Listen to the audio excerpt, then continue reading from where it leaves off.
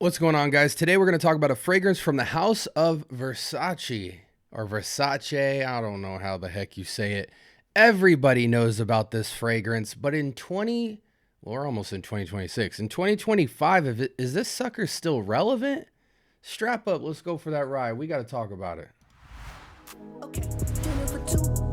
I watch that head move side to side as I let this in into the room. You are on top, let's connect minds. Trying to get into a mood. We gon' be fine. Close up the blinds, no rush. Finish the food. All right, welcome to the Scent Bubble. I am your host for the evening. Today from the house of Versace, we have Man Eau Fraiche. Does Fraiche mean fresh? I'm curious. Fraiche translation. English, French to English. Yeah, fresh. Man Eau Fraiche. Okay. Anyways, we're not going to talk too much. Fragrance came out in 2006, rating of 4.15 out of 5 out of 16,000 votes. Everybody and their mom has purchased this fragrance, and it is borderline mass appeal territory in terms of the general average rating. Let's go ahead and get an initial impressions. I've got a weird kind of dabber with like 3 ml in it. I'm going to load the skin because it's a fresh fragrance and hit the test strip with it so I can give you some initial impressions. And while we wait for the dry down, since this is a dabber, let me give you a little bit of information about this sucker. So this new Versace Man Eau Fraiche is fresher and more aquatic, while the original Versace Man had a certain Latino vibe to it due to the tobacco note in the oriental surroundings. Eau Fraiche, I'm guessing they're referring to Versace Man. Eau Fraiche has a Mediterranean quality with some woody notes. Okay, cool. And obviously you guys know the new, I think Versace Man Eau Fraiche Extreme or something just came out a couple months ago. So I kind of wanted to revisit this before I went into that one, which we'll do a review for later on. I just, you know how I do. I let the hype die down and spin the block on it when I get to it. And yeah, typical freshie. It is pleasant. You know, this is in your Versace Pour Homme, your Dolce & Gabbana Light Blue, your Dylan Blue, but this is more like poolside.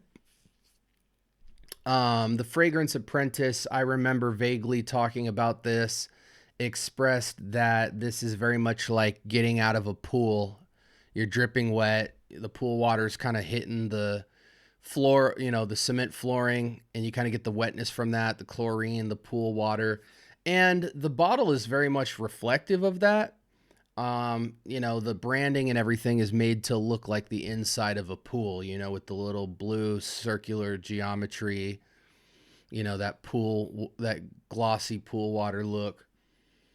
And it very much smells like that with a little emphasis on citrus in the opening, you know, just a very generic bergamot. Pleasant, super easy to wear, super mass appealing, no star power at all. Just easy on the eyes, so to speak. Very clean and fresh. This would be what you bro guys out there call the gym scent. And you guys know how I do. I have gym scents, but I don't wear them to the gym. I wear them from the gym when I leave and after I shower. Yeah, citrus. You know, on the test strip, it smells more beautiful because I feel like the citruses are more aromatic. On skin, it really dries down to just kind of pool water with some pleasant bergamot up top. Let's go ahead and switch screens here. Crack open the notes for you guys. Lemon, bergamot, carambola, which is star fruit, cardamom, Brazilian rosewood. I don't really get the cardamom. Cedar for sure. Tarragon, sure. Sage, not really, just more aromatics. Pepper, not so much. Musk, for sure. Woody base, sure, but I don't smell the distinct note of woods. I don't get saffron. Amber, maybe just in terms of it sitting down a little bit warmer than the test strip. And sycamore. Yeah, it's amazing how much more I get the lemon and bergamot on the test strip versus skin. Now, I doused my skin in this fragrance. And yeah, I mean, this is just bottom of the barrel designer to me. Some people would consider this a classic, a great staple, you know, for dumb reach. This is kind of quintessential dumb reach. I, however, tend to believe that if you perspirate at all, this fragrance will get stank very easily. So you have to be clean cut. And I just feel, you know, honestly, this feels very much like Mont Blanc Starwalker, which is a bergamot bamboo, kind of musky fragrance. Quite generic these days, but I guess back when it came out, it must have been a real star power freshie. You know, it just made a lot of sense, kind of this modern, cleanly man. It doesn't have any sophistication or demeanor to it. It is just, you know, staple, basic, fresh, clean scent. It borderlines to me a kind of lemon organic cleaner, but it is well balanced and it fits the job as being a slight elevation from no scent at all. And it's just nice. At best for me, nice. What else? What do people say this lasts like? As you can see, Starwalker and Dolce & Gabbana Light Blue, some of the staple comparisons to this fragrance, a little bit of St. Kitts. I disagree with that comparison entirely. Versace Pour Homme.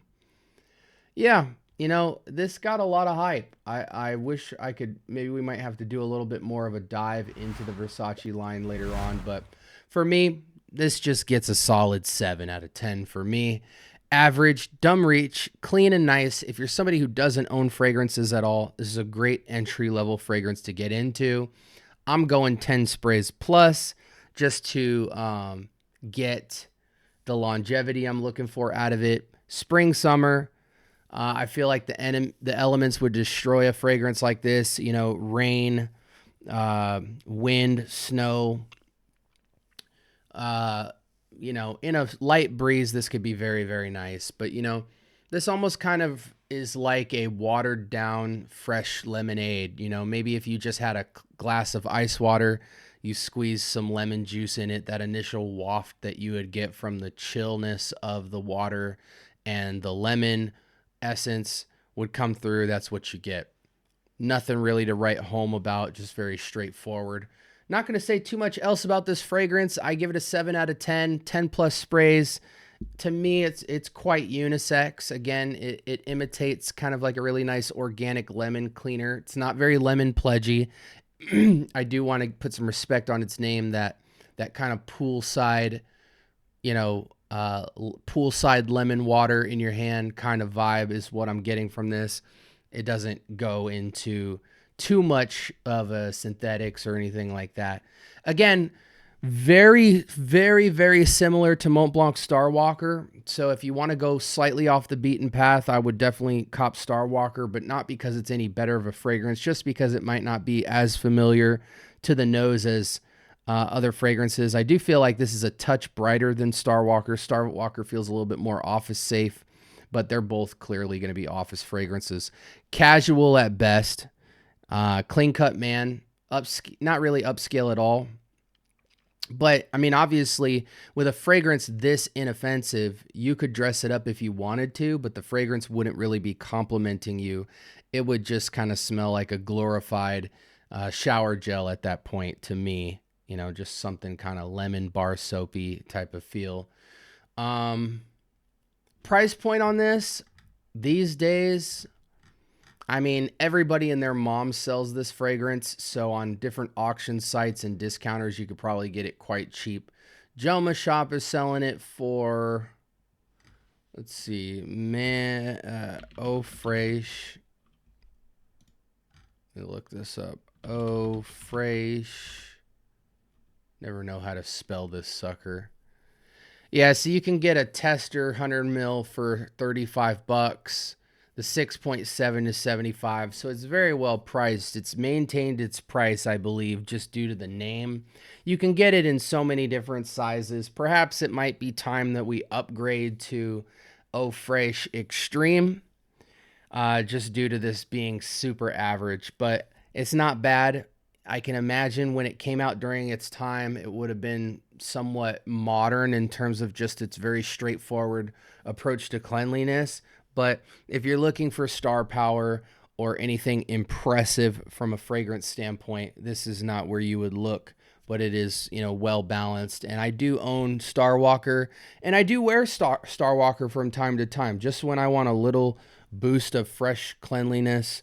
Again, it's got that kind of 90 Pure White Banana Republic vibe but that fragrance is more of an emphasis on kind of cleanly, musky, floral touch, dryer sheet-esque, airy, cooly. This is more dominantly bergamot, citric, and some pool water thrown in there. But anyways, like, comment, subscribe. More importantly, turn on that notification bell. Talk to me. I do talk back. Where do you guys feel like Eau Fraiche sits in the history of fragrance collecting? And do you own a bottle of this? Because I'm sure a lot of you guys have at least crossed paths with this, or Versace Pour Homme, or Dolce & Gabbana Light Blue, or Star Walker. Interested to hear your guys' thoughts on that. I hope you guys stay blessed. Definitely, I'll recommend something on the left and right hand side for you, so you guys can stick around while I hop off. But again, this was Versace's Eau Fraiche, and it's okay. Solid still in 2025. Nothing special. Take care. Peace.